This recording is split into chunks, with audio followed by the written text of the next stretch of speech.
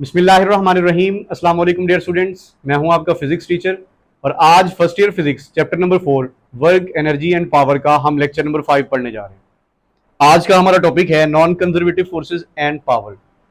तो first of all तो हम एक डिफरेंस करेंगे between conservative forces and non conservative forces. Then हम पावर को डिफाइन करेंगे, 1 वॉट को डिफाइन करेंगे। एनर्जी का एक यूनिट होता है, bigger unit, that is kilowatt hour, उसे हम समझेंगे क्या होता है किलोवाट आवर। और देन स्टूडेंट्स, वेरी इंपॉर्टेंट कि हम इलेक्ट्रिसिटी बिल की कैलकुलेशन सीखने वाले हैं। जी, तो आप अपने घर का इलेक्ट्रिसिटी बिल घर बैठे कैलकुलेट कर सकते हैं और ना सिर्फ बिल कैलकुलेट कर सकते हैं बल्कि आप ये भी समझेंगे कि कौन सी डिवाइसेस, कौन सी इलेक्ट्रिकल डिवाइसेस हमारे पास ज्यादा एफिशिएंट हैं, कौन सी डिवाइसेस लेस एफिशिएंट हैं, कौन सी डिवाइसेस हैं जिनकी इलेक्ट्रिसिटी कंजम्पशन ज्यादा है, कौन सी डिवाइसेस हैं जिनको पीक आवर्स में यूज करने पे इलेक्ट्रिसिटी बिल ज्यादा आता है। तो ये सारी डिस्कशन होगी। आज हम बेसिक कॉन्सेप्ट पे वर्क करेंगे, इसके साथ साथ हम इलेक्ट्रिसिटी बिल की कैलकुलेशन हो सकता है कि नेक्स्ट लेक्चर पे लेके जानी पड़े। तो ये जो लेक्चर है स्टूडेंट्स, ये बहुत ही इंपॉर्टेंट है, स्पेशली एमसीक्यूज के हवाले से। तो स्टूडेंट्स एमसीक्यूज में स्ट्रगल कर रहे होते हैं, स्पेशली इस टॉपिक से रिलेटेड एमसीक्यूज ना सिर्फ MDCAT, ECAT, NUMS, बाकी तमाम एंट्रांस टेस्ट के अंदर भी आते हैं और बोर्ड एग्जाम में भी आते हैं। तो आज का लेक्चर स्टार्ट करने से पहले हम रिकॉल करेंगे अपने प्रीवियस लेक्चर को, जिसमें हमने पढ़ा था work done in a gravitational field. जी, तो स्टूडेंट्स, हमने ग्रेविटेशनल फील्ड के अंदर वर्क कैलकुलेट किया, जिसमें हमने प्रूव किया कि जो डिफरेंट पाथ से हम वर्क परफॉर्म करते हैं किसी भी ग्रेविटेशनल फील्ड के अंदर, तो वो वर्क इंडिपेंडेंट ऑफ पाथ होता है। और स्टूडेंट्स, हमने देखा था कि अगर वर्क हमारा पाथ पे डिपेंड ना करे किसी फील्ड के अंदर, तो ऐसे फील्ड को हम क्या कहते हैं, conservative field.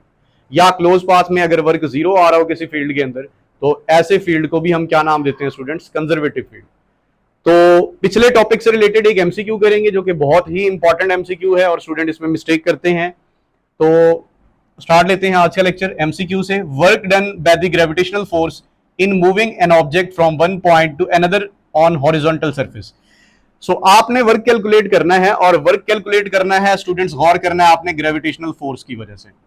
In moving an object, एक ऑब्जेक्ट को मूव करना है आपने from one point to another point on horizontal surface. ये की पॉइंट है कि आपने हॉरिजॉन्टल सरफेस पे एक जगह से दूसरी जगह लेके जाना है किसी ऑब्जेक्ट को, और वर्क आपने कौन सी फोर्स की वजह से कैलकुलेट करना है, ग्रेविटेशनल फोर्स की वजह से। तो लेट्स से हमारे पास ये एक हॉरिजॉन्टल सरफेस है, इसके ऊपर मैं किसी ऑब्जेक्ट को डिस्प्लेस करता हूं from one point to another point. Let's say ये मेरे पास मैस रखा हुआ है m, और ये पॉइंट ए है, इसे मैं यहां ए से लेके जाता हूं स्टूडेंट्स, कहां पे, बी पे। ये वही सेम मैस m। तो अब आप सोच रहे होंगे कि डिस्प्लेसमेंट कवर हुआ। लेट से ए से बी तक का जो डिस्प्लेसमेंट है स्टूडेंट्स, वो हमारे पास डी है। तो डी डिस्प्लेसमेंट कवर हुआ, यहां पे वर्क होना चाहिए, लेकिन आपसे क्योंकि कौन सी फोर्स की वजह से वर्क पूछा गया, ग्रेविटेशनल फोर्स की वजह से, तो आप जानते हैं कि ग्रेविटेशनल फोर्स हमेशा एक्ट करती है vertically downward. So gravitational force क्योंकि डाउनवर्ड एक्ट कर रही है और डिस्प्लेसमेंट हमारा हॉरिजॉन्टल डायरेक्शन में आगे की तरफ डिस्प्लेसमेंट है, तो what is the angle between force and displacement, force और डिस्प्लेसमेंट में स्टूडेंट्स जो एंगल क्रिएट हो रहा है दैट इज 90 डिग्री।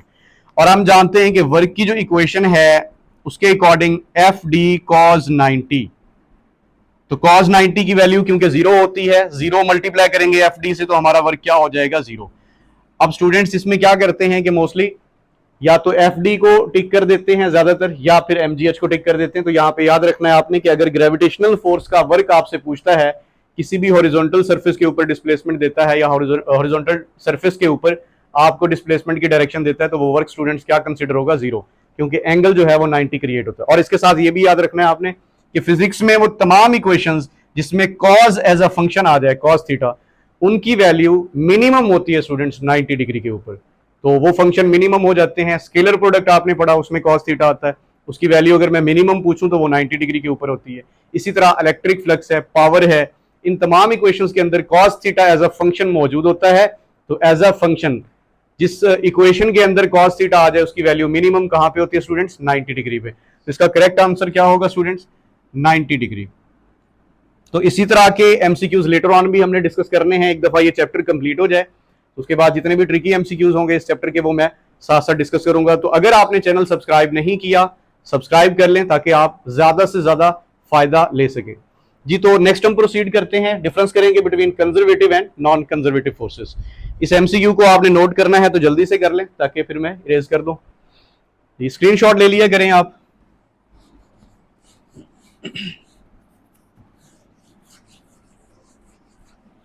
जी तो स्टूडेंट्स, अब हम डिफरेंस करेंगे between conservative forces and non conservative forces.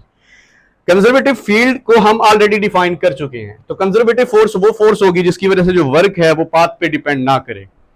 ठीक है, ऐसी फोर्स को हम क्या नाम देंगे स्टूडेंट्स? Conservative force. सो यहां पे डेफिनेशन क्या लिखेंगे? द फोर्स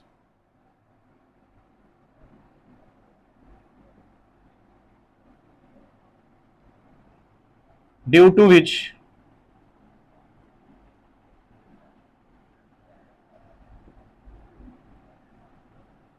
work done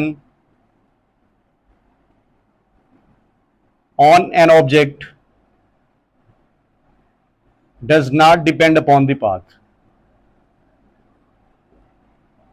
ये ऑलरेडी हम डिफाइन कर चुके हैं, वो फील्ड की डेफिनेशन थी, does not depend upon the path followed by the object. तो ऐसी फोर्स जिसकी वजह से जो वर्क हो रहा है वो अगर पाथ पे डिपेंड ना करे तो ऐसी फोर्स को स्टूडेंट्स हम क्या नाम देते हैं? कंजर्वेटिव फोर्स का। या हमने एक और डेफिनेशन देखी थी, वो क्या थी कि द फोर्स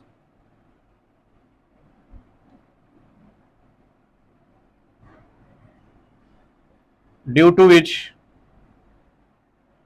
वर्क डन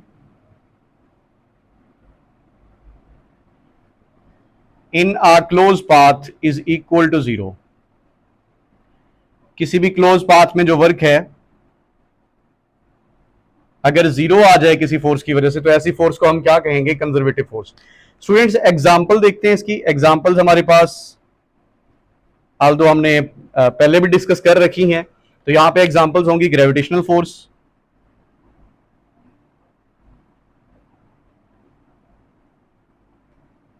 इसके साथ स्टूडेंट्स इलेक्ट्रिक फोर्स, इसके साथ स्टूडेंट्स इलास्टिक स्प्रिंग फोर्स। तो ये डिफरेंट एग्जांपल्स हैं हमारे पास किसकी? कंजर्वेटिव फोर्स की। इसी के साथ हम चलते हैं नॉन कंजर्वेटिव फोर्सेस। अब नॉन कंजर्वेटिव फोर्सेस की डेफिनेशन आप समझ गए होंगे कि ऐसी फोर्स या फोर्सेस जिनकी वजह से जो वर्क है किसी भी ऑब्जेक्ट के ऊपर जब आप उसे डिस्प्लेस करेंगे from one point to another point, वो सर्टेनली पाथ पे डिपेंड करेगा। ऐसी फोर्सेस को स्टूडेंट्स क्या नाम दिया जाता है? Non conservative forces. जी तो डेफिनेशन क्या बनेगी? द फोर्स और forces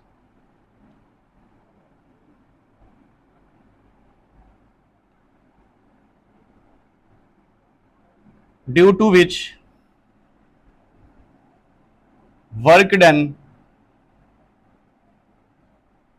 on an object in moving it from one point to another point depends upon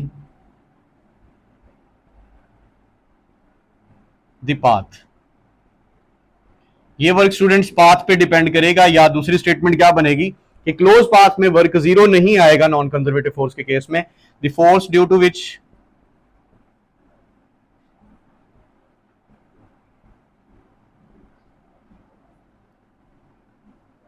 work done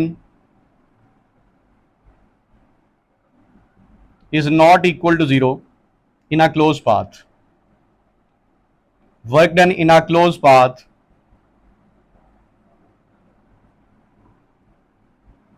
is not equal to zero। Students ये हमारे पास रेजिस्टिव केसेस होंगे जहां पे हमारी एनर्जी लॉस होगी, जो कि प्रैक्टिकली अगर आप देखेंगे तो जितने भी सिस्टम हमारे पास होते हैं वो सब के सब रेजिस्टिव होते हैं। चाहे आप किसी सरफेस की बात कर रहे हैं, चाहे आप एयर फ्रिक्शन की बात कर रहे हैं, तो फ्रिक्शन से क्या होता है? एनर्जी लॉस होती है। और आमतौर पर अगर फ्रिक्शन को इंक्लूड करें हम तो फ्रिक्शनल फोर्स की एग्जांपल ले लें आप, वो क्या होगी स्टूडेंट्स? नॉन कंजर्वेटिव फोर्स होगी। तो इसमें एग्जांपल्स क्या होंगी हमारे पास? इसमें बहुत ज्यादा एमसीक्यू आया हुआ है कि जो फोर्स ऑफ फ्रिक्शन है वो कंजर्वेटिव होती है या नॉन कंजर्वेटिव होती है। तो स्टूडेंट्स सर्टेनली वो पाथ पे डिपेंड करेगी, तो इसलिए वो नॉन कंजर्वेटिव होगी। तो फोर्स ऑफ फ्रिक्शन हो गई हमारे पास। अच्छा, फोर्स ऑफ फ्रिक्शन में याद रखिएगा एयर फ्रिक्शन भी हो सकती है, सरफेस फ्रिक्शन भी हो सकती है। इसमें एयर फ्रिक्शन भी हो सकती है और सरफेस फ्रिक्शन भी हो सकती है। इसी तरह स्टूडेंट्स नॉर्मल फोर्स क्या होती है? जैसे कोई ऑब्जेक्ट अगर किसी सरफेस के ऊपर रखा हुआ है, ग्राउंड सरफेस के ऊपर रखा हुआ है, अर्थ पे रखा हुआ है, तो उसका वेट वर्टिकली डाउनवर्ड एक्ट करता है, या किसी टेबल सरफेस के ऊपर रखा हुआ है तो वेट जो है वो डाउनवर्ड एक्ट कर रहा है, और वेट के अपोजिट एक फोर्स परपेंडिकुलर डायरेक्शन में यानी सरफेस के परपेंडिकुलर एक्ट कर रही होती है, उसे हम क्या नाम देते हैं? नॉर्मल फोर्स का। तो नॉर्मल फोर्स भी स्टूडेंट्स क्या होती है?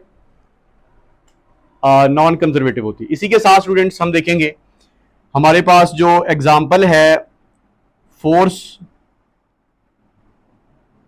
रॉकेट प्रोपल्शन के केस में।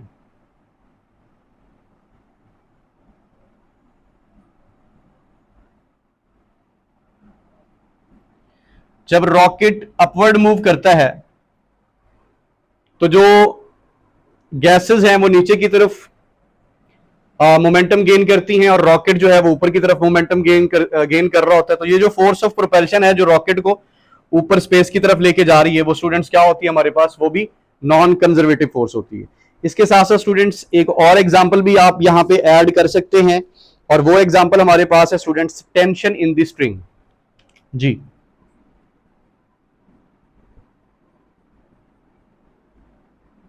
जो स्ट्रिंग के अंदर टेंशन है स्टूडेंट्स, वो भी क्या होती है हमारे पास? नॉन कंजर्वेटिव फोर्स है। अब आसान तरीका ये है कि बहुत दफा एमसीक्यू आया है कि which of the following force is conservative और which of the following force is non conservative. तो आप कंजर्वेटिव की एग्जांपल्स याद रखें, gravitational force, electric force, elastic spring force, ये हमारे पास कंजर्वेटिव है। इसके अलावा कोई ऑप्शन देगा तो वो नॉन कंजर्वेटिव होगा, जैसे इसमें से, या हर वो ऑप्शन जिसके अंदर एनर्जी लॉस या फ्रिक्शन इन्वॉल्व हो, वो आपके पास क्या होगा students? Non conservative force. Force of friction, air friction, surface friction, normal force, rocket propulsion force, इसी तरह टेंशन इन द स्ट्रिंग, ये सारी एग्जांपल्स किसकी हैं स्टूडेंट्स? नॉन कंजर्वेटिव फोर्सेस की। तो इसी के साथ अब हम डिफाइन करेंगे पावर को। पावर क्या है?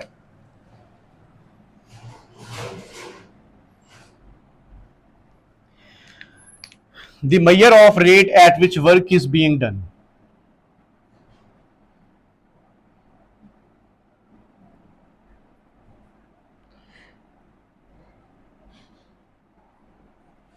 Rate at which work is being done.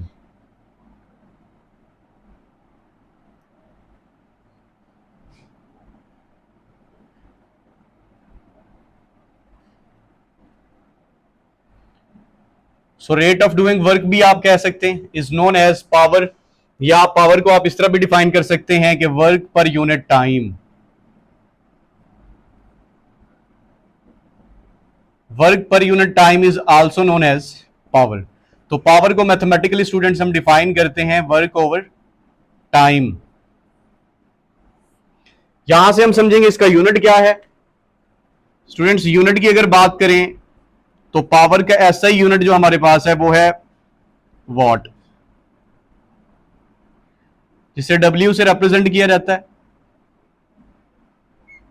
यहां ख्याल करना है आपने, क्योंकि वॉट साइंटिस्ट के नाम पे है, तो अगर आप कंप्लीट स्पेलिंग के साथ लिखेंगे तो W स्मॉल लिखेंगे, और अगर आप सिंबल यूज करेंगे तो W कैपिटल होगा। सो वॉट इज दी ऐसा यूनिट ऑफ पावर, और ये किसके इक्वल होगा? तो 1 वॉट इज इक्वल टू, यहां से देख सकते हैं ये वॉट है तो ये इक्वल है, वर्क का यूनिट जॉल होता है और टाइम का सेकंड, तो इसे हम लिखेंगे 1 जॉल ओवर 1 सेकंड, या इसे आप जॉल पर सेकंड भी लिख सकते हैं। जी, तो स्टूडेंट्स 1 वॉट की डेफिनेशन क्या होगी कि if work done is 1 joule in 1 second then power of system और body is said to be 1 watt. If 1 joule of work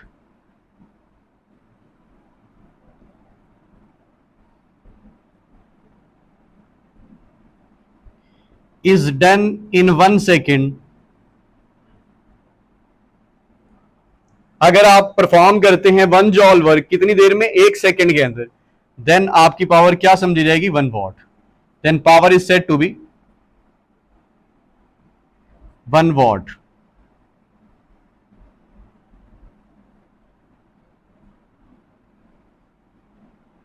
तो स्टूडेंट्स पावर क्या समझी जाएगी, या क्या कहेंगे पावर को? 1 वॉट कहेंगे अगर 1 जॉल वर्क होता है कितनी देर में? 1 सेकंड के अंदर। तो ये ऐसा यूनिट है। बाकी इसके अलावा भी एक यूनिट है पावर का, अदर यूनिट एज एमसीक्यू याद रखना है आपने, ये भी वो होता है स्टूडेंट्स हॉर्स पावर।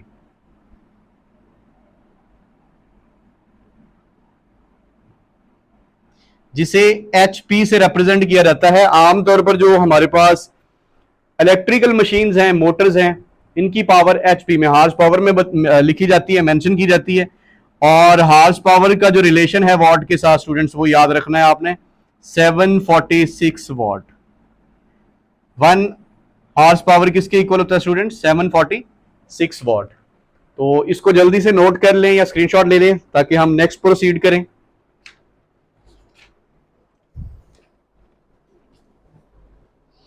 जी तो स्टूडेंट्स नेक्स्ट हम इंस्टेंटेनियस पावर को डिफाइन करेंगे।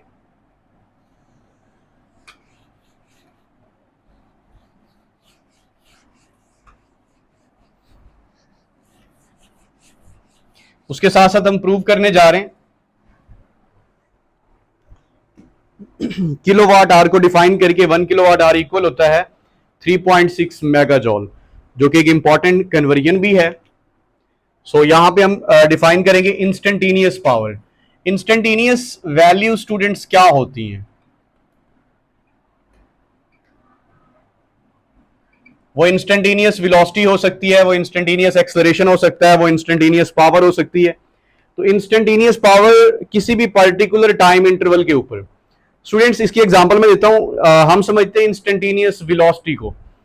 तो लेट्स से आप एक कार चला रहे हैं, ड्राइव कर रहे हैं, और कार के ऊपर स्पीडोमीटर एक लगा होता है जो आपको कार की स्पीड बता रहा होता है। ऐसे बाइक के ऊपर भी एक मीटर लगा होता है जो बाइक की स्पीड को बता रहा होता है। तो गाड़ी चलाते हुए आपके जहन में आता है कि मैं चेक करूं कि गाड़ी की स्पीड क्या है।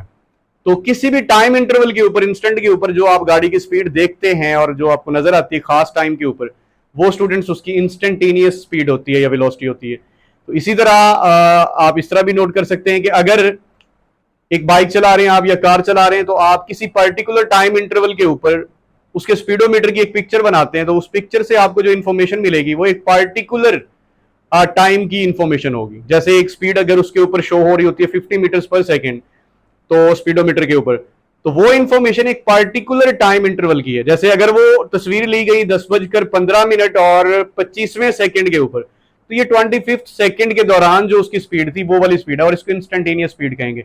इसी तरह स्टूडेंट्स इंस्टेंटेनियस एक्सेलरेशन हुआ करते हैं, इसी तरह इंस्टेंटेनियस पावर होती है कि पावर जो है किसी भी ऑब्जेक्ट की, किसी भी बॉडी की, किसी पर्टिकुलर टाइम इंटरवल के ऊपर, एक खास टाइम के ऊपर क्या कहलाएगी? इंस्टेंटेनियस पावर कहलाएगी। और इसमें आपने स्टूडेंट्स ख्याल करना होता है कि जो टाइम में चेंज है दैट शुड अप्रोच जीरो, यानी टाइम में ज्यादा चेंज नहीं आना चाहिए ताकि आप एक पर्टिकुलर टाइम पे वैल्यू नोट कर सकें। तो इंस्टेंटेनियस पावर क्या होती है? Power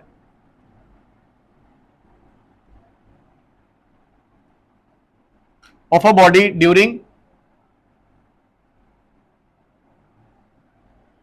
a specific time interval. किसी स्पेसिफिक टाइम इंटरवल के ऊपर जो क्या होती है? पावर होती है, उसे आप क्या कहते हैं? और ड्यूरिंग एनी टाइम इंस्टेंट भी कह सकते हैं, उसे कहते हैं स्टूडेंट्स इंस्टेंटेनियस पावर। इसको मैथमेटिकली स्टूडेंट्स किस तरह लिखा जाता है? Instantaneous power is defined as limiting value of delta W over delta T.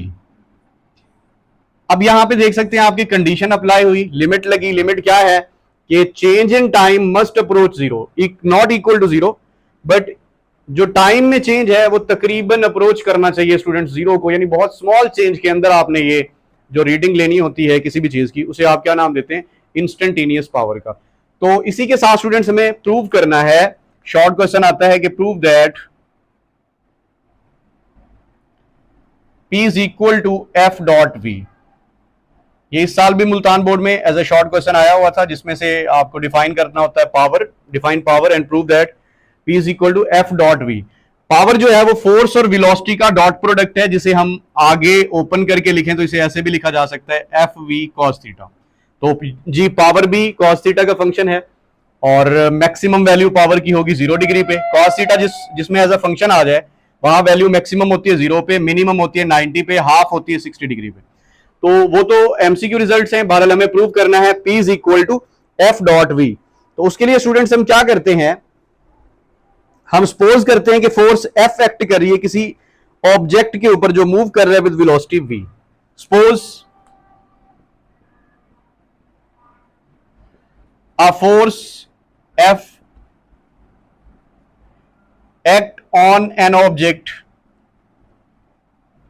moving with velocity v during a specific time interval delta T. किसी टाइम के ऊपर आप ये फोर्स एक्ट कर रहे हैं जब किसी ऑब्जेक्ट की वेलोसिटी क्या है, v है।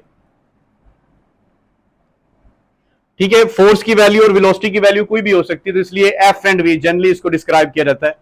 तो वेलोसिटी वी है हमारे पास जी ड्यूरिंग टाइम टी। तो देन हम पावर को डिफाइन करेंगे कि power is defined as work over time. जी स्टूडेंट्स, वर्क को हम लिख सकते हैं फोर्स इनटू डिस्प्लेसमेंट। अब देखिए, जब कोई ऑब्जेक्ट मूव कर रहा है उस केस में उसका डिस्प्लेसमेंट चेंज हो रहा होता है, तो ये डेल्टा चेंज को रिप्रेजेंट कर रहा है। तो F dot delta D over delta T. इसी इक्वेशन को स्टूडेंट्स हम ऐसे भी लिख सकते हैं कि F dot delta D over delta T. अब आप जानते हैं कि rate of change of displacement is known as velocity, लेकिन यहां पे आपने अप्लाई करनी है स्टूडेंट्स लिमिट। इंस्टेंटेनियस पावर को हम डिफाइन कर रहे हैं, तो यहां कंडीशन अप्लाई करें कि टाइम शुड अप्रोच जीरो। तो हमारे पास ये जो रिलेशन है F dot delta D over delta T, ये स्टूडेंट्स क्या बन जाएगा, कांस्टेंट फोर्स की वजह से अगर हम कैलकुलेट कर रहे हैं तो इसे हम लिख सकते हैं f dot limit delta t approaches zero delta D over delta T.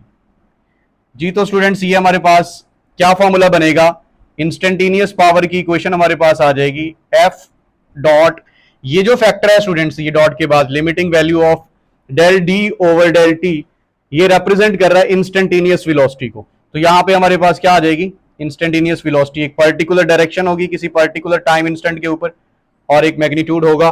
तो इंस्टेंटेनियस पावर के लिए हमें प्रूव करना होता है क्या, कि power is defined as the dot product of force and velocity. तो ये एक और डेफिनेशन आ गई पावर की आपके पास।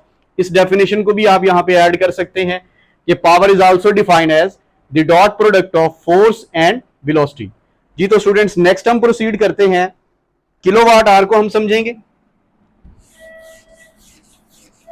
किलोवाट आवर हमारे पास स्टूडेंट्स एनर्जी का यूनिट है, और kilowatt hour is defined as kilowatt hour. It is the commercial unit of electrical energy. क्या है ये हमारे पास students, commercial unit of electrical energy.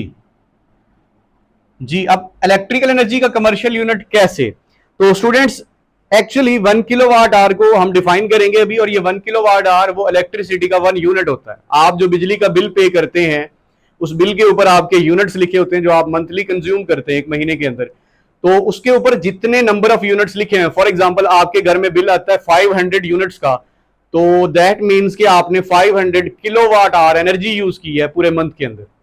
तो 500 किलोवाट आवर, यानी कि आप सिंपली कह सकते हैं कि यहां पे 1 किलोवाट आवर इक्वल होता है 1 यूनिट ऑफ इलेक्ट्रिसिटी। जो हम बिजली यूज करते हैं उसका 1 यूनिट स्टूडेंट्स किसके इक्वल होता है, 1 किलोवाट आवर के। तो इसलिए मैंने आपको यहां पे कहा कि कमर्शियल यूनिट है किसका, इलेक्ट्रिकल एनर्जी का। और ये सबसे बड़ा यूनिट भी है एनर्जी का। एनर्जी के और भी यूनिट हैं, जैसे कि प्रीवियसली हमने इस चैप्टर के अंदर भी पढ़े, जॉल एक यूनिट पढ़ा, एक अर्ज एक यूनिट पढ़ा हमने। इसी तरह लेटर ऑन हम इलेक्ट्रॉन वोल्ट एक एनर्जी का यूनिट पढ़ेंगे, एक कैलोरी एनर्जी का यूनिट होता है, उसी के साथ साथ किलोवाट आवर भी एक एनर्जी का यूनिट है। तो सबसे बड़ा यूनिट जो है वो एनर्जी का स्टूडेंट्स याद रखना है आपने, किलोवाट आवर। इस तरह से भी एमसीक्यू आ जाता है कि सबसे बड़ा यूनिट एनर्जी का क्या है, वो किलोवाट आवर है। Students, kilowatt hour is defined as the work done in 1 our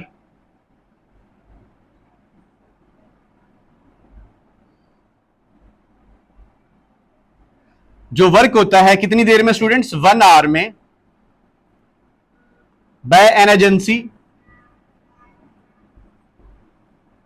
whose power is 1 kilowatt.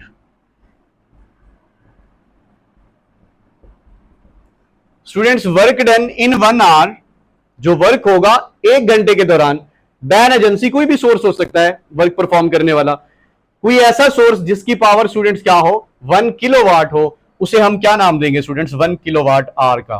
तो प्रूव करना है हमें 1 kilowatt hour is equal to 3.6 megajoule. लेकिन इससे मैं आपको एक प्रैक्टिकल एग्जांपल देता हूं जो आपके घर में, हर घर में मौजूद होती है, वो है electric iron. Students, electric iron का एमसीक्यू इस साल बोर्ड में भी आया था कि जो इलेक्ट्रिक आयरन है ना, इसकी एस्टिमेटेड पावर जो है स्टूडेंट्स वो होती है 1 किलोवाट। जी, 1000 वाट आप कह सकते हैं, 1 किलोवाट। तो यहां पे भी वही डेफिनेशन है कि 1 किलोवाट की कोई भी चीज, 1 किलोवाट की कोई भी चीज अगर मुसलसल 1 घंटा जो एनर्जी सप्लाई करे, जो वर्क करे, उसे हम क्या नाम देंगे, 1 किलोवाट आवर। तो यहां पे हम कह सकते हैं कि जो इलेक्ट्रिक आयरन है स्टूडेंट्स, अगर मुसलसल उस इलेक्ट्रिक आयरन को मुसलसल आप 1 घंटा यूज करते हैं, चलाते हैं, तो स्टूडेंट्स उसकी पावर क्या होगी, 1 किलोवाट आवर होगी। जी, तो नेक्स्ट हम प्रूव करने जा रहे हैं 1 किलोवाट आवर इक्वल होता है 3.6 मेगाजॉल। जी, तो स्टूडेंट्स इसमें आप देख सकते हैं कि हमारे पास 1 किलोवाट आवर, जिसे हम लिख सकते हैं किलोवाट, स्टूडेंट्स इक्वल होता है 1000 वाट। जी, किलोवाट को हम क्या लिख रहे हैं, 1000 वाट। और स्टूडेंट्स 1 आवर में कितने सेकंड्स होते हैं, तो वो होते हैं 3600 सेकंड्स।